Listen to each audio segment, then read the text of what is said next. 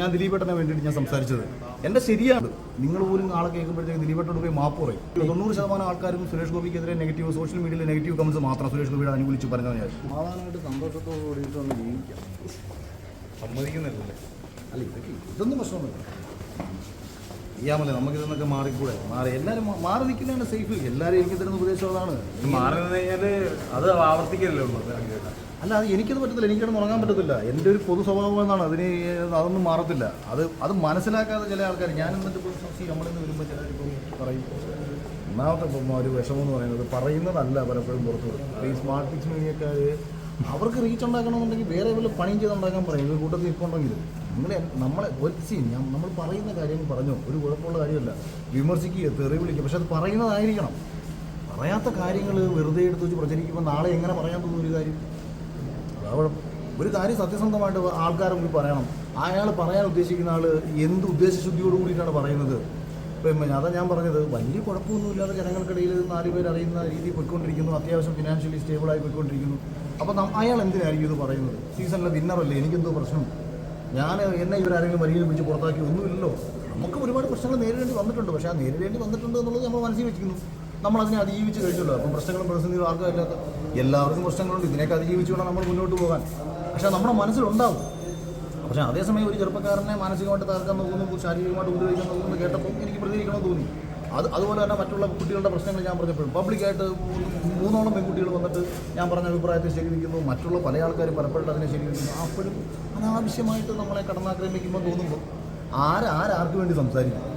പിന്നെ നമുക്ക് സംസാരിക്കാൻ തോന്നാതെ വരും. ഞാൻ സംസാരിക്കാതിരുന്ന രീതിയിൽ നാടിനൊന്നും സംഭവിക്കാൻ പോകുന്നില്ല. അല്ല, അപ്പോഴും ചേട്ടൻ പറഞ്ഞിരുന്ന മറ്റേ കാസ്റ്റിംഗ് കൗച്ചിൻ്റെ കാര്യം പറഞ്ഞല്ലോ, അതിൽ ചേട്ടന് സപ്പോർട്ട് ചെയ്യാത്ത കുറേ ആൾക്കാരുണ്ട്. ചേട്ടൻ പറയാനുണ്ടായ ഒരു കാര്യം അതല്ല ഇതിനകത്ത് സംഭവിച്ചതെന്ന് വെച്ചാൽ, ഞാൻ അറിഞ്ഞൊരു കാര്യമാണ്. ഞാനിത് ഫസ്റ്റ് പറയുന്നു, ആൾക്കാർ ഭയങ്കരമായിട്ട് നമ്മളെ സപ്പോർട്ട് ചെയ്യുന്നു. ഉടനെ ഈ ബിഗ് ബോസിലെ ചില മത്സരാർത്ഥികളുടെ ഒരു ഫസ്റ്റ് പൊട്ടിയത് സീസൺ ഒരുമിച്ചാണ് ഇവരുടെ സീസൺ 6 എത്തിയ സമയത്ത് സീസൺ 5 അഖിൽമാരെ കുറിച്ച് ചർച്ച ചെയ്യുന്നത് എന്ന അവനെതിരെ പറഞ്ഞിട്ട് തന്നെ പറഞ്ഞു. അതായത് ഇവരുടെ പേഴ്സണൽ ടോക്കിൽ പോയത് മൊത്തം അവൻ എന്തോ രാജാവ് കളിക്കാൻ തോന്നുന്നു. ഞാൻ കഴിഞ്ഞ സീസണിൽ വിജയിച്ചിട്ട് പോലും ഞാൻ ഈ നിങ്ങളെല്ലാവരും എൻ്റെ ലൈഫ് സ്റ്റൈൽ കണ്ടിട്ടുള്ളതാണ്. ഞാൻ എൻ്റെ നാട്ടിൽ പോയാൽ എൻ്റെ ഏറ്റവും നാട്ടുകാർക്കൊപ്പം ചേർന്ന് അവർക്കിടയിൽ ഒരു സാധാരണക്കാരനായിട്ട് കഴിയാൻ ശ്രമിക്കുന്ന ഒരാളാണ് ഞാൻ. എന്തുകൊണ്ടാണ് സിനിമയുടെ പടത്തിൻ്റെ പ്രിവ്യൂ ഷോയ്ക്ക് പലപ്പോഴും ഞാൻ വരാത്തത്?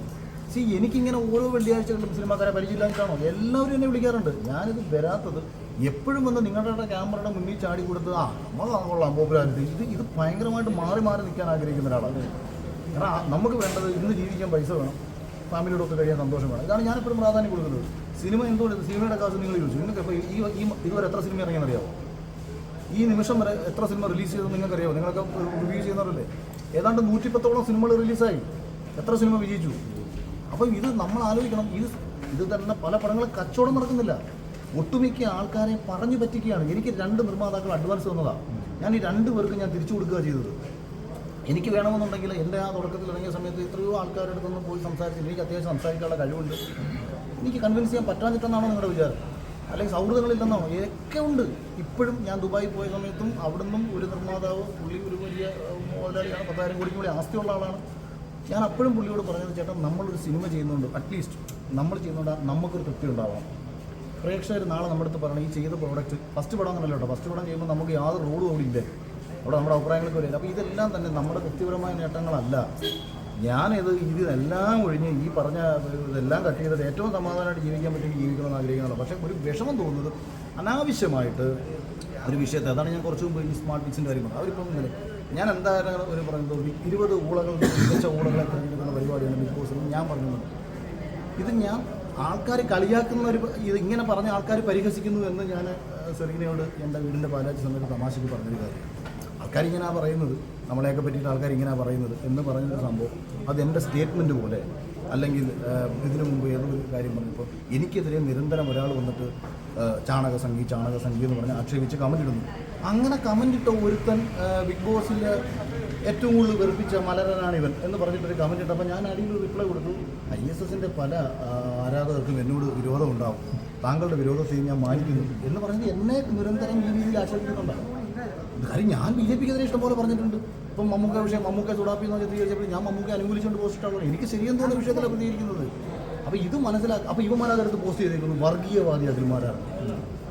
എന്താണ് ഇതൊക്കെ ഇത് എന്ത് മര്യാദകളാണ്? അപ്പോൾ ഞാൻ ഇവർക്കെതിരെ പറഞ്ഞിരിക്കുന്ന കാര്യം മുസ്ലിം ലീഗിൻ്റെ പച്ചക്കൊടി അവിടെ കാണിക്കാത്തതിനെതിരെ ഞാൻ BJP-ക്കെതിരെ പറഞ്ഞിരിക്കുന്നത് നമുക്ക് പറയാം. എനിക്ക് പ്രവർത്തിക്കുന്നതും ഞാൻ ഇഷ്ടമുള്ള രാഷ്ട്രീയ പാർട്ടി പ്രവർത്തിക്കും. അപ്പോൾ ശരി, അപ്പോൾ അതിൻ്റെ അതിനോടനുസരിച്ച് ഒറ്റ കാര്യം കൂടി. അപ്പോൾ നമ്മുടെ സുരേഷ് സുരേഷ് ഏട്ടൻ വിളിച്ചു, സന്തോഷം അറിയിച്ചു. ആദ്യമായിട്ടാണ് വിളിക്കുന്നത്. 7 മിനിറ്റോളം ഞങ്ങൾ സംസാരിച്ചു. കഴിഞ്ഞ ദിവസം മെസ്സേജ് അയച്ചു. അദ്ദേഹമായിട്ട് ഒരു മാനസിക ബന്ധം ഉണ്ടാകാൻ കഴിഞ്ഞു. മുമ്പൊന്നും അങ്ങനെ ഇല്ലായിരുന്നു. അന്ന് ഞാൻ സംസാരിച്ചത് തന്നെ. അല്ലാതെ പുള്ളി എന്നെ വിളിക്കുമ്പോൾ ഞാൻ ദിലീപേട്ടനെ വേണ്ടിയിട്ട് ഞാൻ സംസാരിച്ചത് എൻ്റെ ശരിയാണത്. അല്ലാതെ പുള്ളിയെ കേരളത്തിൽ മുഴുവൻ സപ്പോർട്ട് ചെയ്തുകൊണ്ടിരിക്കുന്ന ആൾക്കാർ ഒരുപാട് നെഗറ്റീവിൽ നിൽക്കുകയാണ് ദിലീപേട്ടൻ. അങ്ങനെ നെഗറ്റീവ് ഉള്ള ഒരാൾക്ക് വേണ്ടി ഞാനെന്തിനെ സംസാരിക്കണം? എനിക്ക് സുരേഷ് ഗോപിയുടെ ഭയങ്കര നെഗറ്റീവ് 90% ആൾക്കാരും സുരേഷ് ഗോപിക്കെതിരെ നെഗറ്റീവ്, സോഷ്യൽ മീഡിയയിൽ നെഗറ്റീവ് കമൻസ് മാത്രം സുരേഷ് ഗോപിയുടെ അനുകൂലിച്ച് പറഞ്ഞാൽ അവിടെ ഞാൻ പോയിട്ട് എനിക്ക് പോസിറ്റീവ് ആൾക്കാരെ പറഞ്ഞുകൊണ്ടിരിക്കുമ്പോൾ ഞാൻ ഫസ്റ്റ് സംഖ്യയാവുന്നത് അവിടെ നിന്നാണ്. അപ്പം നമ്മൾ പുള്ളിക്ക് അനുകൂലിക്കുന്നത് നമ്മുടെ ഉള്ളിലൊരു നീതിബോധമാണ്. പുള്ളി ജയിച്ചേക്കാം, പുള്ളിയുടെ ഉള്ളിലൊരു നന്മയുള്ള മനുഷ്യനുണ്ടല്ലോ. അതുപോലെ നാളെ നിങ്ങൾ പറയും ദിലീപ് എന്ന് പറയുന്ന മനുഷ്യനെ കോടതി വെറുതെ വിട്ടിട്ട് ഈ നടന്നു. കാരണം ഇതിനകത്ത് ഉള്ളിൽ കിടന്ന പല കാര്യങ്ങളും നിങ്ങൾക്ക് അറിഞ്ഞുകൂടാത്ത ഒരുപാട് കാര്യങ്ങളുണ്ട്. നിങ്ങൾ പോലും നാളെ കേൾക്കുമ്പോഴത്തേക്ക് ദിലീപേട്ടോട് പോയി മാപ്പ് പറയും. നിങ്ങളിൽ ആരെങ്കിലുമൊക്കെ ഒരാൾ അയാളെ എത്രത്തോളം ആക്രമിച്ചിട്ടുണ്ടോ അതിനൊക്കെ നിങ്ങളുടെ ഉള്ളിൽ നിന്ന് തന്നെ നിങ്ങൾ പോയിട്ട് പരസ്യമായിട്ട് സോറി പറയുന്നൊരു കാലം വരും. കാലം എങ്ങും വിട്ടുപോകാൻ പോകുന്നില്ല. അന്ന് നിങ്ങൾ വന്ന് ഈ സുരേഷ് ഗോപി വിഷയത്തിൽ എൻ്റെ അടുത്ത് വന്ന് പറഞ്ഞ കണക്ക് നിങ്ങൾ വന്ന് പറയും അഖിലേട്ടാണ് ദിലീപിൻ്റെ വിഷയത്തിൽ നിങ്ങൾ ചെയ്ത് ശരിയായിരുന്നു. പണ്ട് ഇത് കണക്ക് സ്വാമിയുടെ മറ്റേ കിണ്ണാമണി കണ്ടിച്ചൊരു കേസ് ഉണ്ടായിരുന്നല്ലോ. ഈ കേസ് വന്ന സമയത്ത് ഞാൻ ഫസ്റ്റ് ദിവസം ഒരു ഫേസ്ബുക്കിൽ ഒരു പോസ്റ്റ് ഇട്ടു. ഒരിക്കലും ഒരു പെൺകുട്ടിക്ക് ഒരു പുരുഷൻ്റെ ലൈംഗിക അവയവം അയാൾ ശാരീരികമായിട്ട് നിൽക്കുന്ന സമയത്ത് മുറിച്ചിടാൻ പറ്റത്തില്ല. കാര്യം ഞാൻ കുറേ പ്രാക്ടീസ് ചെയ്ത് നോക്കി. എങ്ങനെ വെട്ടാൻ പറ്റുമെന്നാണ്. ഒരിക്കലും മുറിച്ചിടാൻ പറ്റത്തില്ല. ഒന്നുകിൽ ഉറങ്ങിക്കിടക്കുമ്പോൾ, അല്ലെങ്കിൽ സെക്സ് ചെയ്തുകൊണ്ട് ഈ സമയത്ത് ചതിക്കാം. അങ്ങനെ ചെയ്താൽ മുഖ്യമന്ത്രി പറഞ്ഞാൽ അത് ധീരവനിതയല്ല, അവൾ ക്രിമിനലാണ്. ഒരാളെ ചതിച്ച് മുറിച്ച് കളഞ്ഞാൽ അത് ക്രിമിനലാണ്. അത് പിന്നീട് തെളിഞ്ഞു. ആദ്യം എന്നെ കാവി കൊടുത്ത സന്യാസിയെ ഞാൻ സപ്പോർട്ട് ചെയ്തെന്ന് പറഞ്ഞ് എന്നെ സംഖ്യയാക്കി തന്നു. അപ്പോൾ ഇത് നമ്മൾക്ക് തോന്നും ചില കാര്യങ്ങൾ ഒരു ശരിയുണ്ട്, ആ ശരിയല്ല. അതിനകത്തുനിന്ന് അനിയൻ മിഥുനെ എല്ലാവരും പരിഹസിക്കുന്ന സമയത്ത് ബിഗ് ബോസിൽ 95-ാം ദിവസം ഫാമിലി വീക്ക് വരുന്നു. അല്ല, നമ്മുടെ ഹൗസിലുള്ള എല്ലാവരും വരുന്നു. മിഥുനെ പറ്റി എല്ലാവർക്കും പല നെഗറ്റീവ്. ഞാൻ ഹൗസിനുള്ളിൽ വെച്ച് മിഥുന് സപ്പോർട്ട് കൊടുത്തില്ലേ? പുറത്തുള്ള ആൾക്കാർ എന്നെ നെഗറ്റീവ് ആക്കുമെന്ന് കരുതിയിട്ടോ ഇതിൻ്റെ പേരിൽ എനിക്ക് 10 വോട്ട് പറയുന്നത് ഞാൻ ചിന്തിച്ചോ? ഒരു ലാഭനഷ്ടവും നോക്കിയിട്ടല്ല സംസാരിക്കുന്നത്. എൻ്റെ ഉള്ളിൽ നമ്മുടെ മനസാക്ഷിക്ക് അത് ശരിയാണെന്നുണ്ടെങ്കിൽ സംസാരിക്കും. സിബിനെ കാണുക പോലും ചെയ്യാതെ സിബിനെക്കുറിച്ച് നെഗറ്റീവ് വിചാരിച്ച ഒരാളാണ് ഞാൻ. കാരണം ഷോയിൽ നിന്ന് പേടിച്ചിറങ്ങിപ്പോയതിനെ വേണ്ടിയിട്ട് ഞാൻ എന്തിനാ സംസാരിക്കേണ്ട കാര്യം എനിക്കില്ല. ഷിജു ചേട്ടൻ എന്നെ വിളിച്ച് പറഞ്ഞത് കേട്ടിട്ട് അവനോട് നേരിട്ട് സംസാരിച്ചപ്പോൾ എനിക്ക് തോന്നി അവൻ പറയുന്നത് ശരിയാണ്. ആ തോന്നലിൽ നിന്നുകൊണ്ടാണ് സംസാരിച്ചത്. അപ്പോൾ അത് എപ്പോഴും സംസാരിക്കുന്നത് ഉള്ളിൽ തോന്നുന്ന തോന്നലിൽ നിന്നാണ്. സത്യമായിരിക്കും. ആ ഒരു മറ്റേ ഇവരൊക്കെ എനിക്ക് ഏഷ്യാനെറ്റിൻ്റെ പരിപാടിക്ക് കൂടെ കാശ് കിട്ടത്തില്ലേ? അല്ലെങ്കിൽ നാളെ സിനിമ നമ്മൾ എടുക്കുന്ന സിനിമ എൻ്റെ അടുത്ത് അവർ ഇങ്ങോട്ട് പറഞ്ഞിട്ടുണ്ടല്ലോ അഖിൽ വെബ് സീരീസ് ചെയ്ത് അവരെടുത്തോളാം. എന്നിട്ട് ഞാൻ മൂവ് ചെയ്തിട്ടില്ലല്ലോ. ഇപ്പോൾ ടോട്ടൽ ഫോർ യു തട്ടിപ്പ് ശബരിനാഥിൻ്റെ ഒരു വെബ് സീരീസ് എന്നെ നായകനാക്കി ചെയ്യാൻ വേണ്ടിയിട്ട് വന്നത് അത് ഭയങ്കര താല്പര്യം വരുന്ന അവർക്ക്. ചിലപ്പോൾ അതങ്ങനെ ചെയ്തേക്കാം. അങ്ങനെ വല്ലതും വന്നാൽ അല്ല ഞാൻ പറയുന്നത് ഒന്നും വേണ്ട. സമാധാനമായിട്ട് നമ്മളങ്ങ് ജീവിച്ചു അത്യാവശ്യമൊക്കെ പ്രതികരിക്കാം. ഓക്കേടാ.